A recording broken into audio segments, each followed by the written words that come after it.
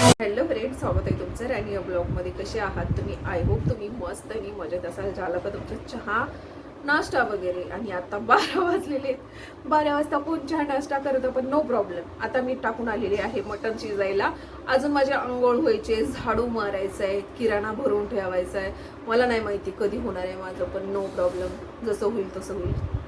पहिलं तर तब्येत आणि झोप महत्त्वाची, कारण माझी ना खूप अशी मान दुखते, खूप असं डोकं दुखते, त्रास होतोय मला. पण तू लोक मला त्रास देणं थांबवत नाहीयेत. कदाचित त्यांना मला त्रास देऊन सुकून भेटतोय, तर नो प्रॉब्लेम, तुम्ही मला त्रास देत राहा. याची परतफेड तुम्हाला व्याजासकट करायची आहे. आपण एखाद्याला मानसिक त्रास दिला, शारीरिक त्रास दिला, तर याची परतफेड आपल्याला नक्कीच करायची असते. त्यामुळे ना प्रत्येकाने विचार करून द्यायचा की आपल्याला आपण तेवढाच द्या जेवढा तुम्हाला रिटर्न सोचणार आहे, तेवढा त्रास द्या. ओके, कारण कदाचित तुम्हाला त्याचा काही फरक पडत नाहीये, पण आम्ही खूप असे हलक्या काळजाचे लोक आहेत. आम्हाला त्याचा इफेक्ट होतो. कुणी छोटंसं बोललं तरी सुद्धा आम्हाला जास्ती विचार येतात आणि आम्ही जास्त मनाला लावून घेतो. कारण दगड असतात, दगडावर घाव घातले की दगड म्हणजे नाही का निब्बर असतो, आणि एखाद्या फुलावर घाव घाला ते एकदम सॉफ्ट असतं, ते लगेच तुटतं. तसंच आमचं आहे. तर त्यामुळे तुम्ही ठरवा, कारण की जैसी करणी वैसी भरणी, मी एवढंच सांगेल. माझी इच्छा नाही आहे बरं का कुणालाच मला बोलायची, कारण की जो माणूस ज्या दुःखातून गेलाय ना, तो माणूस कदाचित दुसऱ्यांना त्रास देत नाही, पण जर का बोलायला खूप मजबूर केलं तर बोलावं पण लागतं. तर असो, तुम्ही तुमच्या मार्गाने तो निघा, आम्ही आमच्या मार्गाने निघतो. आणि तुम्ही तुमच्या जागेवरती योग्य असाल तर नो प्रॉब्लेम, तुम्हाला त्याचं फळ नक्कीच भेटेल. तुम्ही तुमच्या जागेवरती खरे योग्य आहात.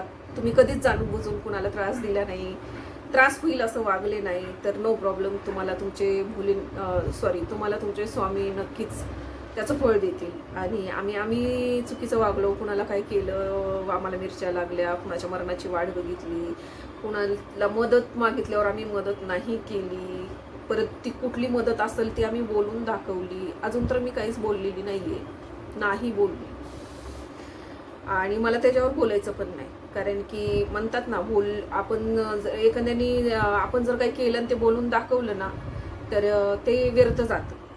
तर ते मी एकतर करत नाही कुणासाठी काय केलं ना, तर मी कधी बोलून दाखवत नाही, जोपर्यंत समोरचा उलटी टांगडी करत नाही. हे पण सांगते, बोलते पण जेव्हा समोरचा त्याची दाखवतो तेव्हाच मी बोलते. दुसरा मुद्दा, तर मी एकच सांगण की बापरे, मी अगरवाल म्हणून एक फॅमिली आहे, आणि बघा त्याच्या होणाऱ्या बायकोनं त्याला दरीत ढकलून दिलं आणि बिचाराचा जीव गेला. एकुलती एक मुलगा आहे, पुण्यातलाच आहे तो, बिल्डर, आणि त्याचा मुलगा आहे तो, आणि त्याला एकच मुलगा आहे, आणि तो या जगातून गेला.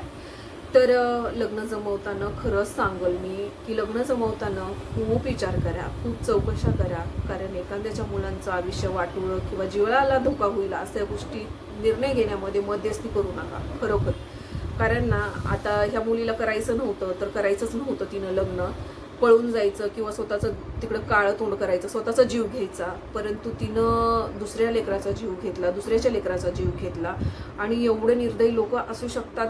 त्रास दिला तरी सुद्धा माणसाला त्रास होतो. इथं एखाद्याच्या पार जीव घेतात तरी ह्यांना काहीच वाटत नाही. तर हे सरळ चुकीचं आहे. म्हणून लग्न जुळवताना, नाते जुळवताना खूप विचारपूर्वक जुळवा. आणि ना, शक्यतो माहिती काढण्यामध्ये ना, खरंच माहिती काढायला पाहिजे, कारण ना बरेच असे प्रकरण घडत आहेत. आणि जर माहिती असताना सुद्धा आपण एखाद्याचं वाटोळं करत असेल ना, तर खूप भयंकर आणि चुकीचं पाप आहे ती. आणि तशा काही चुकीमुळे आपण कोणाच्या लफड्यात पडत नाही. आणि माहीत असणाऱ्याच्या तर आपण डोंबवत सुद्धा नाही. एखाद्याचं जर आपल्याला माहिती असेल की बाबा ही असं आहे, तर मी डोंबवत सुद्धा नाही. मी खरं सांगते, शक्यतो मी असल्या प्रकरणामध्ये पडतच नाही. माझी स्वतःचीच जिंदगी माझ्या घरच्यांनी बर्बादी केली होती, आणि मी त्यांनाच दोष देते, तर मी दुसऱ्यांचा दोष कशाला आपल्या डोक्यावर मारून घेत बसू? बरोबर की नाही? बरे झालं की आपण कुणाच्या मध्यात नाही, आद्यात नाही, असली मध्यस्थी करत नाही, आणि एखाद्याचं पाप आपल्या डोक्यावर घेत नाही. कारण ना, काही लोक कसे नीच असतात ना, ते त्यांची बुद्धी कशी असते, एखाद्याच्या लेकराचं आपण चांगलं करायला जायचं, आणि ते आयुष्यभर एखादी मुलगी ह्या बाईनंच असं केलं, ह्या बाबांनीच असं केलं, यानेच असं केलं, आणि खरंच मी खरं सांगेल, मग ते आपलं लेकरू असो किंवा दुसऱ्याचं लेकरू असो, जे खरं आहे ते बोलायला शिका. एखाद्याचं वाटोळं नका करू. की म्हणजे तुम्हाला माहिती आहे तुमच्या लेकराचं काय धंदे चालू आहे, तुमच्या लेकराचं काही लफडा आहे, प्रेम आहे, तर त्या गोष्टी तुम्हाला माहिती असताना जमवूच नका. आणि जमवून लग्न करून ना त्यांचा जीव धोक्यात, समोरच्याचा पण जीव धोक्यात घालू नका आणि तुमच्या लेकराचा पण घालू नका. बरोबर का?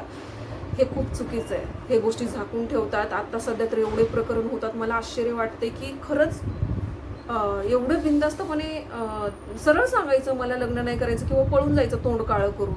बॉयफ्रेंड सोबत मिळून एखाद्याच्या लेकराचा जीव घेता, अक्षरशः पूर्ण घर उजडून टाकलं. अख्खं त्याचं म्हणजे आता वंशच बुडवून टाकल्यासारखं झालंय. तर बाबा मी तर असल्यामध्ये मध्यस्थी करत नाही. तुम्ही जर करत असेल तर मी खरं सांगते, करू नका. आजकालची पिढी तशी राहिलेली नाही आहे. इकडे कुणी ही केलं का नाही तोपर्यंत तर दुसरीकडे जाऊन तोंड मारतात आणि 17 ठिकाणी तोंड मारायचे सवयी असतात. आणि त्यांच्या सवयी म्हणजे कोण कोण क्रूर बुद्धीचे असतात, त्रास देणारे असतात, मानसिक त्रास, टॉर्चर, डाऊट, लीडच्या इज्जतीला हात घालणारे असतात, लेडीजला सगळे जसे आहेत तसेच तू पण आहे असे बोलणारे असतात. तर अशा लोकांना तर ना कधीच मुलगी देऊ नये. अशा लोकांनी संन्यास घ्यावा, नाही तर अशा लोकांनी फाशी घेऊन मरावं. पण अशा लोकांनी लग्न करू नये आणि मुलींची जिंदगी बर्बाद करू नये. आणि मुलींना सुद्धा बोलणं आहे माझं, जर तुम्हाला तुमचं काही आधीच लपडं बिपडं काही बाहेर असेल तर तोंड काळं करून कुणीकडे बी जावं, नाही तर स्वतःची आत्महत्या करा. एखाद्याचा लेकराचा जीव कशाला घेता? एखाद्याचं घर बर्बाद कशाला करता? एखाद्याचं घर कशाला वाटोळं करता? हे खूप चुकीचं आहे. आता काय तुला भेटणार आहे? बॉयफ्रेंड बी जेलमध्ये, तो बी जेलमध्ये, आणि तो बिचारा गेला आता. आईबाप अनाथ झाले, कारण आईबाप गेल्यावर मुलं अनाथ होतात. तसंच जर स्वतःचे काळजाचा तुकडा, पोटचा गोळा गेल्यानंतर आईबाप सुद्धा अनाथ होतात. तसं काहीसं झालेलं आहे, पुण्यामध्ये घडलंय. आणि मला आश्चर्य वाटतंय की खरंच असं घडतंय आणि खरंच असं करतात. एवढे निर्दय लोक कुठून पैदा होतात आणि कुठून या जगात आल्यात कुणाला माहिती. माणसं खाऊन तर हाडा हागत नाहीत ना हे लोक, कारण माणूस तर नसतील. दुसऱ्याला माणूस एखादा दुःखात बघू शकत नाही, आपल्या डोळ्यात पाणी येतं. हे लोक जीवावर उठतात म्हणजेच खरं हे माणूस आहेत का? बिलकुल नाही.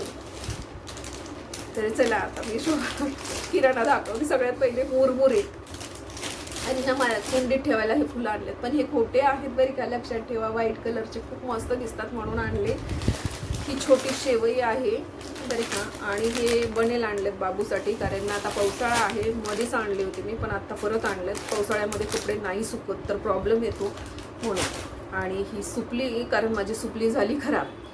एवढे हलकं वापरतात ना हे मटेरियल की अक्षरशः खाली पडली की तुटली. आणि हे वायफर आहे किचन कट्ट्यावरचं पाणी वगैरे खेचायला, तर त्यामुळे. आणि मी जास्ती काही किराणा आणलेला नाही, जेवढं लागतं थोडं तेवढंच घेऊन आलेली आहे. गहू वगैरे तर मी भरलेली आहेत ऑलरेडी. टिश्यू पेपर 4 पॅक आणलेले आहेत टिश्यू पेपरचे, कारण हे बाय 1 गेट 1 होते म्हणून. आणि हे बघा बॉडी वॉश बाय 1 गेट 1 वालेच आणले, कारण मला 2 लागतातच म्हणून. पोहे बाबूला आमच्या बाबूचं अर्ध सामान आवडीचं असतं. हे आहे धूप, ही धूप छान आहे बरं का, ड्राय आहे. हे आहे मूग डाळ, हे आहेत बदाम, हे आहे वाती बनवलेले बरं का. डिंक आणलंय लाडू बनवायचे. आणि पिस्ते थोडेच आणले ह्या वेळेला, कारण संपत नाही आहेत. खसखस आणली, कारण ही खसखसची पावडर बनवायची आणि ना सकाळी 1 ग्लास दुधात घ्यायची, त्याच्यापासून कॅल्शियम भेटतं हाडांना म्हणून. पेस्ट आणल्यात. ही पेस्ट बाबूने कशासाठी घेतली मलाच नाही माहिती, आणि ही मी पतंजलीची कंपल्सरी वापरते, तुम्हाला पण माहिती बरोबर का. हे आणलेले आहेत बिर्याणीसाठी तांदूळ, हे आणलेले आहेत पॉपकॉर्न, आणि हे बघा पास्ता. हे बाबूचं काम आहे, हे याचंच काम असतं. यालाच असले धंदे सुचतात. पास्ता, सास्ता, खास्ता. अजून एक उचललेलं आहे त्याला, काजू, मसूर डाळ, आणि ही बघा तुरीची डाळ. किती कमी तुरीची डाळ आहे बघितली तुम्ही, पावशेर सुद्धा असेल कदाचित. आणि हे बघा दुसरा एक पास्ता, 2 पास्त्याची पॅक उचलली.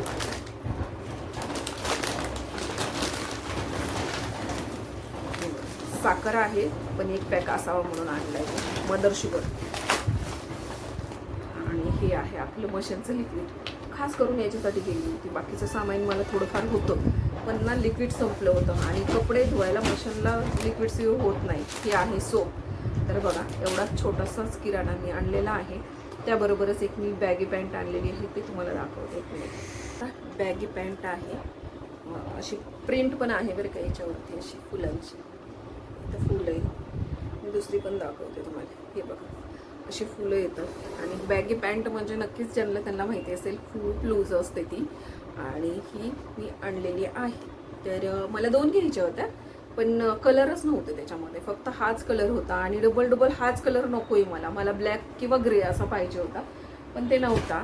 आणि बाबूसाठी मी आणलेला आहे हे रेनकोट घेतला आहे आणि तो मला काहीतरी बहुतेक 1700 रुपयाला बसलेला आहे. तर ते त्यानं वापरलं आहे, कारण काल आमच्याकडे खूप जास्ती पाऊस झाला. रात्रभर पाऊस होता, सकाळी पण पाऊस चालूच होता 10:30पर्यंत. नंतर उघडलेला आहे. तर आता उघडलेलाच आहे, परंतु पाऊस छान झाला आणि थंडावा भेटतोय. आणि प्लस आता थोडं तरी शेतामध्ये लोकांना हे होईल आणि थोडं तरी लोकांना पाणी, म्हणजे कुठेतरी जनावरांना वगैरे पाणी, माणसांना पाण्याचे प्रॉब्लेम सॉल्व्ह होतील. कारण आमच्या इथे टँकरची आहे आणि वापरण्यासाठी पाणी रोज आम्हाला विकत आहे. तर त्यामुळे प्रॉब्लेम खूप वाढले होते आणि पाणी हे खूप गरजेचं आहे धान्यासाठी, शेतीसाठी, प्राण्यांसाठी, बरोबर आहे का, जनावरांसाठी आणि माणसांसाठी सुद्धा पाणी गरजेचं आहे. त्यामुळे पाऊस होणं खूप गरजेचं आहे. आणि आता सुरुवात तर झाली, परंतु खूप चांगला पाऊस व्हावा आणि सगळ्यांना भरभरून आनंद भेटावा. आणि शेतकऱ्यांवर तर चांगलीच कृपा व्हावी, नाही का, कारण ना त्यांच्याकडे पाऊस झाला आणि त्यांनी धान्य पेरलं तर आमच्यापर्यंत पोचल, आणि नाहीतर मग खूप मुश्किल होईल, बरोबर की नाही. तर चला, भेटूया पुढच्या ब्लॉगमध्ये. तोपर्यंत मस्त खा, स्वस्त राहा आणि आपापली काळजी घ्या. व्हिडिओ कसा वाटला हे कमेंट्स करून नक्कीच सांगायला विसरू नका. तर चला, भेटूया पुढच्या ब्लॉगमध्ये. तोपर्यंत बाय.